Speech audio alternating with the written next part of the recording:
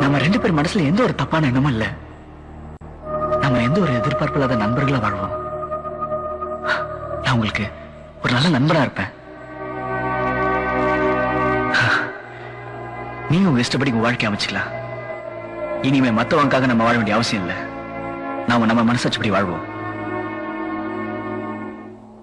என்ன ஒரு நல்ல நண்பரை நினைச்சீங்கன்னா என் கூட வாங்க. ஆசையில் ஓர் கடிதம் வரைந்ததே ஓர் இதயம், எழுத்தினால் தலையெழுத்தை மாற்றியே விதி எழுதும் ஒரு மேகம் தூது அனுப்ப, அது இடியை அங்கு இறக்க.